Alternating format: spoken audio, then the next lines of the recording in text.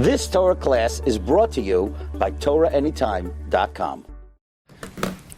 Okay, good and Erev Shabbos. How's everybody doing? Shalom Aleichem. Sorry for the delay. Want to start by making a few important announcements. Just some updates in general. Baruch Hashem, Chasdei Hashem, the Sefer on the Beit HaMikdash and Tisha B'Av was completed. Siyata D'Shmaya. So here are the updates for future projects. Be'ezus Hashem, we're working on Sefer Bereshis, as you've been hearing for many months. Here's the little bit of the hurdle. It became so big, Baruch Hashem, and so many pages, that to do the whole thing in one volume, it looks like it's going to be not shaykh. It looks like there will be 2 volumes on Sefer Bereshis, actually, because it was just getting over 700 pages. So, we're trying very hard to get out volume 1 for this coming Bereshis, which is only, we have to finish in a couple weeks. So it's going to be, hopefully, Parshas Bereshis, Noach Lecha Vayerech HaYisar Toldos. That will be Chelek 1, and it will be, hopefully, about 450, 500 pages just on the first Chelek of Bereshis. Probably the other Sfarim will only have 1 volume. So if anybody still wants to participate in that, they're welcome to.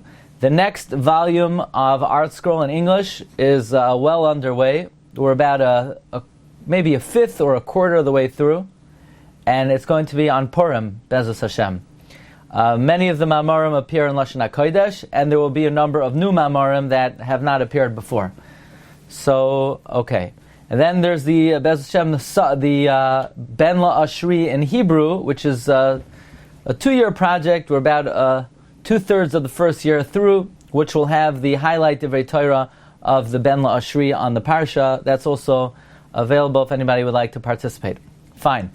Now, as many of you know, there are Shiurim every week for the OU on the Parsha, on the Ramban on the Parsha, on the Balaturim on the Parsha, or on the Ben La'ashri on the Parsha. Some people like the Ramban. The Ramban is like the meat and potatoes. You know, if you've learned Rashi on the Parsha, the Ramban is, so to speak, the next step of the fundamentals on the Chumash. It is not available on Torah Anytime. It is only available on the OU site. Now, if you go to our site, rabbidg.com, there have been many, many updates on the site. It's actually quite amazing. Somebody is doing this for me, really as a chesed, and very grateful to him, anonymously.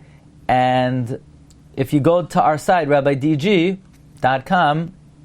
and you scroll down, so first of all, you could, on the top, you could subscribe and get every week the Divrei Torah from the Ben La'ashri to your inbox. You could get in English the Elevate Your Shabbos table in English, and then you scroll down a little bit, and all the OU Shiurim are available from the site, so this will take you straight to the OU site. You have the Ben La'ashri, you have the Ramban, and you have the Balaturim. So some people like the Ramban, some people the Balaturim, also amazing Ramazim, and the Ben La'ashri is a little bit of a different style. It's a combination of Remez, Kabbalah. It's very interesting. Okay, so this is brand new to the site, the All Parsha availability on the new site. Okay, then this gentleman who's a tzaddik, he put on the site like a museum about my grandfather. And if you want to read all the articles about him and the pictures, it's also available on the site. Okay, so that's just by way of introduction. So this year will be the 5, what we call Electrifying Divrei Torah. We'll do a few from the English, and then from the Ben La'ashri. Let's start over here. This week is Parshas Eikev, so here we go. Could you read it? Could you see? Okay. You need to enlarge it a bit, Rabbi. Okay. It's hard to see the print, the English. Oh, you can't see it? Let me make it bigger. Is that good? That's better. Oh, it's not much bigger? My screen is huge. Okay. No, it's good. Okay. Es Hashem lekecha tira, oisoi savoid, uvoi sidbak, uveshmoi tishaveya. Hashem, your God, you should fear, Him you should serve, you should cling to Him, and swear in His name. So we have the word es, and Rabbi Akiva famously teaches that es always comes l'rabbis. By the way, a very interesting illustration of this is in this week's Parsha, besides the Hashem L'kachatira. We all know that if you go to somebody's house, so you're mavarich the balabayas, right? You say, Yiratzain, Yevesh balabayas, so I have a shul in my house, right? So I once joked, the guy came over to my house and he said the Yiratzain with a little bit too much kavana, so my work is close to my house. But anyway, we know there's a concept of being mavarich the balabayas. Where is there a source in the Torah that one should be mavarich the balabayas? So Rabbi Yosef Engel says, V'achalta, v'savata, u'irachta es. The es is not only do you have to be mavarich HaKadosh Baruch Hu, but es, Hashem Elokecha, you have to be mavarich the balabayas. The word es comes to Yimar by the balabayas. Likewise, Rabbi Akiva says the word es is marbe talmidei chachamim. The word es comes to the rabbis talmidei chachamim. Based on this principle that the word es comes to the rabbis, Rabbi Yisrael Salanter, who of course was the founder and innovator of the mussar movement, he says, Hoicheach toichiach es amisecha. We know you have to give rebuke to your friend. There's a mitzvah to give rebuke to your friend. If you see your friend doing something wrong, you got to tell him. It's not a matter of instruction, it's a matter of mercy. It's rachamim, it's chesed. You have to do chesed to him. You see him doing something wrong, you have to rebuke him. But Rabbi Yisrael Salanter's great contribution was the importance of learning mussar. Where in the Chumash does it say you need to learn mussar? So Rabbi Yisrael Salanter would say, Hoicheach toichiach es amisecha. Es is bala rabbis. Who does the es come to include? It comes to include you. Not only you have to give your friend mussar, you got to give yourself mussar. You have to learn mussar yourself. So Rabbi Yisrael Salanter would learn the source of limud hamussar from the pasuk of Hoicheach toichiach es amisecha. Rabbi Shua Heller, he understands that the source, the biblical source of learning mussar is as follows. The pasuk says, "V'chei achicha imach." Your brother should live with you, from which we learn chayecha koidem. Your life takes precedence over your friend's life. Now, if my life takes precedence over my friend's life, then alachas kama v'kama, my neshama, my spiritual needs, take precedence over someone else's spiritual needs. Now, let's say a person could either learn themselves, or instead of learning themselves, teach others. So, in principle, one's own neshama comes before somebody else. So says Rabbi Shua Heller, if I am obligated to have mercy on my friend and give him mussar if he's doing the wrong thing, then alachas kama v'kama, I myself am obligated to learn mussar and to give myself mussar to set myself on the proper way.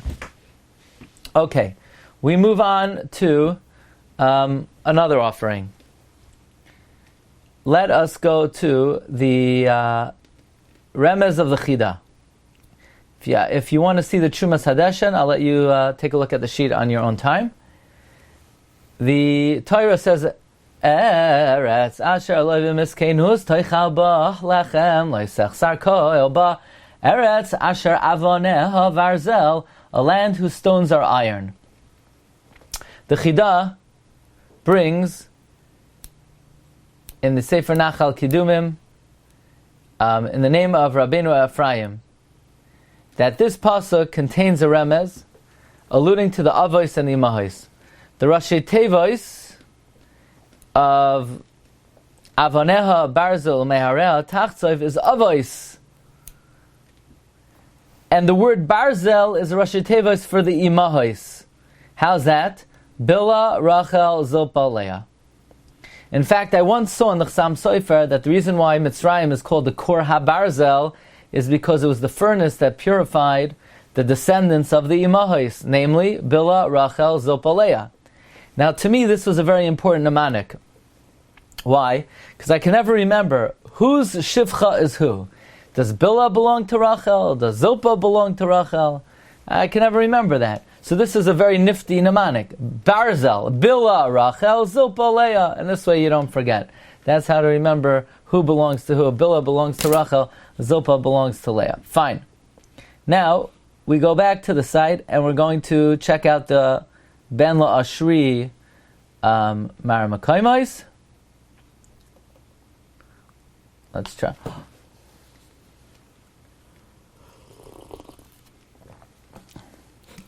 And I'm going to share with you a couple. Now, one of my favorite all-time Ben La'ashris we did on Wednesday regarding jokes. And I'm not going to, a joke you don't repeat. So if you want to see that, that's on the sheet about saying jokes before learning. I want to share with you a few other ideas. I've been, at the very least I could say I like the idea, something we learned in the Talmud Divrei, where the Talmud Divrei says that one should attach all of one's days to Bina. Bina is chuva. Which means that every day a person should try to do chuva. The Igaris Ramban also said such an idea, that one should try to connect all their days to tshuva. But there's an idea found in the Zohar HaKadosh that the time of eating is a time of closeness to Hashem. And therefore the holy books tell us, the Reishis Chachma, the Shlah HaKadosh, that one should try to be maharher b'tshuva before you eat. Now that would be a very good practice, don't you think? Imagine if before every meal you had a thought of tshuva, then probably you would make brachos properly, and one would make sure they eat properly, and make a bracha achrona properly, and the conversation would be proper. That is the idea, based on the Zohar, that one should be maharher b'tshuva before they eat. This is brought in the Ben La'ashri. He says the gematria, the words v'haya Eikev tishma'un, is v'ata zan keshera. We know ata, ve'ata refers to tshuva. So when should you do tshuva? Zan, before you eat. And then keshera, that will make sure that everything you do during the meal, including the food that you eat, will be kosher. So, v'haya Eikev tishma'un is gematria v'ata zan keshera. Now this is actually a very,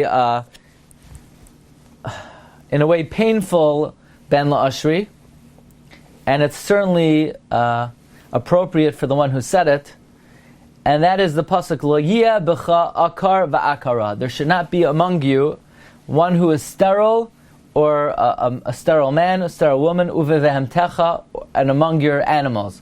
By the way, this is one of the major problems with a Jewish family owning a dog. You know about this? It's really problematic for a Jewish family to own a dog unless they already buy it neutered, because an animal that you buy, you have to get neutered.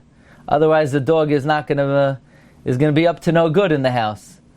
And to neuter an animal is an Isser D'Oraisa, to neuter a male animal, or perhaps even a female animal. But here it says Lo yeh b'cha akar va'akara.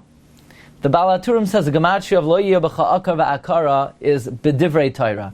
One should not be barren in words of Torah, which means like this: that it's not enough merely to learn Torah, but one has to try to extrapolate and extend one idea from the other to be lahavin davar mitoch davar. One should be fertile when it comes to Torah. In fact, if you look in the Sefer Derech Pikudecha of Reb Tzvi Elimelech of Dinov, he brings that part of the mitzvah, Pruruvu, is to procreate spiritually with new Torah ideas. This might be, by the way, another meaning of when Ben Azai says in Yevamos, I can't get married. Ma'aseh v'nafshi chashka b'Torah. What he was saying is, I fulfill the mitzvah of Pruruvu through my Torah thoughts. In fact, if you look in Shas Chuvas, Afar Kisasa De'anya, he brings in Siman Beis that the Gemara says that a teacher who doesn't want to teach Torah, even the embryos b'mei imai curse him. Why? Because if someone who doesn't want to teach, he doesn't want to procreate in Torah, so it's like the embryos are upset that you're not bringing new children to the world in Torah, they curse such a person. So the Baal HaTurim is saying, Lo yiyah b'cha akar v'akara b'divrei Torah.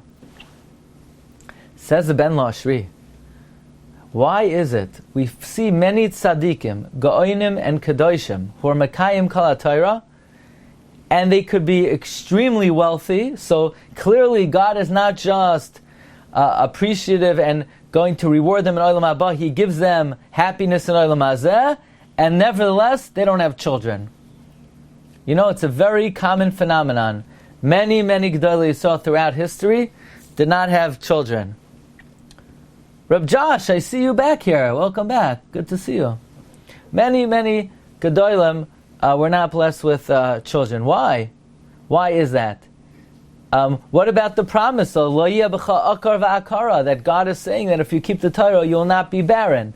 So he says that according to the Baal HaTurim, it gives us some insight that the true banim of a person are not just their ma'asim tovim, but also their chidushei Torah, which are their new Torah ideas. So that's Lo yiyah b'cha akar v'akara is b'divrei Torah. Now, let us try one more idea. This one you gotta buckle your seatbelts for. You ready? The pasuk says, "V'gam es hatzira yishalach Hashem leikecha bam." Now the word gam is always a riboy. So v'gam, when you increase, what do you increase? S sometimes refers to Aleph to Taf, the letters of the Torah. When you increase in Aleph to Taf Torah, which is taught in the 22 letters, then you know what God will do? He'll take the word Hatzira. What's the numerical value of Hatzira? 370. And he'll send it to Bam. Bam is 42. You see that? Vigam, if you increase S in Torah, Hatzira, 370, Yishalach Hashem, God will send to what? Bam, to 42. So when 370 is sent to 42, you get 412. Bias, the Beit HaMikdash. When you increase in Limud Torah, God will build the Beit HaMikdash. And then the Ben Lashri says something that's very frightening to me. He says, we know the Beit HaMikdash is in heaven, it's made out of fire. Where did this fire come from? Says the Ben Lashri, the fire of the Beit HaMikdash Shalmala is the flame of all the Sifrei Torah and Sifrei Kodesh and millions of Jews that were burnt in the Inquisition and in the gas chambers and the crematoria. All of that holy fire. You know what that fire is? That fire is the Beit HaMikdash Shalmala. And when that happens, when we increase in Limud Torah, God will from Aleph to Taf. He'll send Hatzira, Tzira 370 to 42. What will happen? Ad. Let's talk about the word Ad. Ad is 74. We know Hashem's Midas Hadin is 86, but if you take the letters before Midas Hadin, the Aleph remains an Aleph, the Hey becomes a Dalid, the Yud becomes a Tes, the Aleph remains an Aleph, the Lamid becomes a Chaf, the Hey becomes a Dalid, the Yud becomes a Tes, the final Mem becomes a regular Mem. The Aleph, Chaf, followed by Dalid, followed by Tes, followed by Mem is 74. This will bring Hashem's Midas Harachamim and Avoid Hanisharim, and all the wicked who remain will be destroyed. Mipanecha, he learns from the great Kedusha of the intrinsic and internal Kedusha of the Jew. So this will occur, and I thought this was a very moving idea, that the Beit HaMikdash Shalmala, which consists of fire, is comprised of the burning fire of all the Sifrei Torah, Sifrei Kodesh, and Kedoshim who were killed al Kiddush Hashem. They become the Beit HaMikdash that sha'asid live nice b'mhera v'yameinu amen. Okay, we're going to start right away with the Tefillah Shiur. You've just experienced another Torah class brought to you by TorahAnytime.com.